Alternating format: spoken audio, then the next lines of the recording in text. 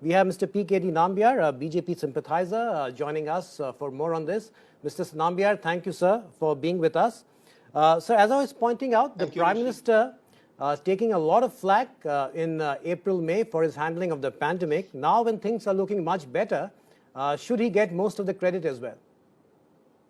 Of course, needless to say, because generally in such a large kind of an exercise, which we have never thought of that we as a country will ever be able to do, we have achieved, and a huge credit goes to the Prime Minister who led from the front. And in fact, if you recall how many times in the last 2 years he must have addressed the nation, talking about people may have a lot of people who's his enemies or his people who don't like him, or the opposition parties may have said that ताली बजाकर क्या होगा, दिया जलाकर क्या होगा. But at the end of the day, he made it a point that the people come together. As a nation, we fight the pandemic together. And today in his address, he very well clearly said it is not only Sabka Vikas, Sabka Saath, Sabka Vikas, not only that, but Sabka Prayas.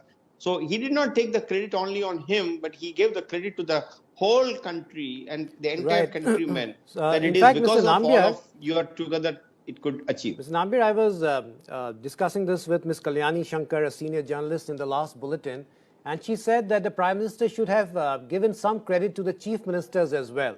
I mean, in a federal structure, the central government works in close association with the state governments. Do you think he should have acknowledged the role of the chief ministers as well?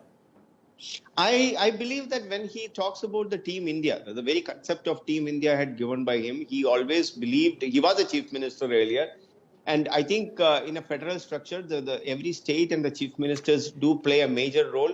And he never mentioned, neither he took any credit for himself, nor he gave any credit to any particular individual or a particular state. He gave credit to the whole of the country today as a complete ecosystem, as a government. It's not only just the central government and the state government, but from the doctor to the frontline worker.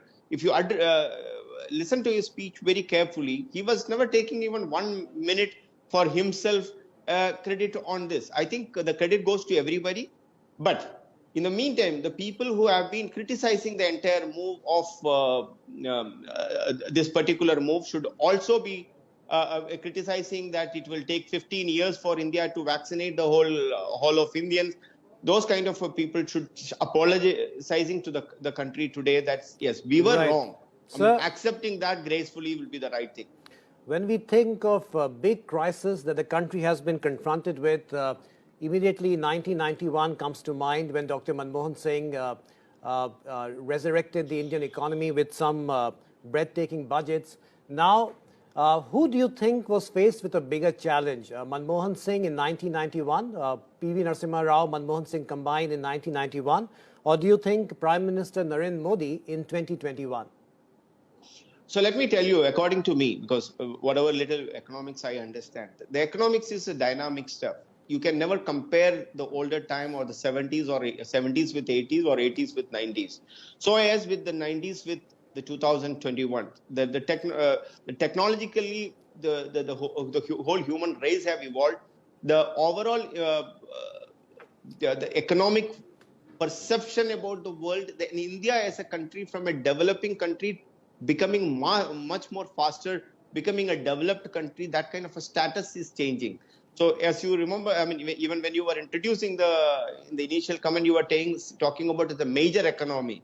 So we were never a major economy. Today we are talking about 5 trillion economy, or an economy wherein we can at least give vaccination to all its population free of cost. So we are in a different state altogether. In the 90s, if you really look at it, we were not at all there as an economy. People never used to call us, we were predominantly called as a poor nation. Today we have a different stature. We are considered as the global power, global superpower in every sphere. So I would say that the challenges are always there. Every leader will have a different challenges. So as Manmohan Singh and Narasimha Rao during that time had a different challenge, that was an economic crisis.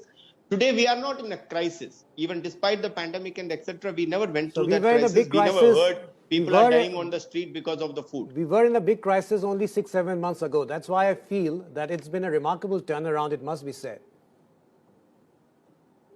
Absolutely. See, I must tell you one thing, that the time is has come for us to think very differently, not from the conventional thought process to an out of the box ideas needs to come. It should not be just sloganeering, but a very practical implementation. There All are right, sir. definitely a large amount of challenges. I am a businessman. I do face a lot of challenges. On the one side, we have our challenges are also very different from the global challenges. On the one side, we have a large amount of unemployment. On the other side, you will find a lot of jobs are available, but there is no quality people. Right, sir. So there is Thank so you. much Sir, of sorry to challenges interrupt which you. we We have have very different. absolutely run out of time. Thank you, sir, for joining us.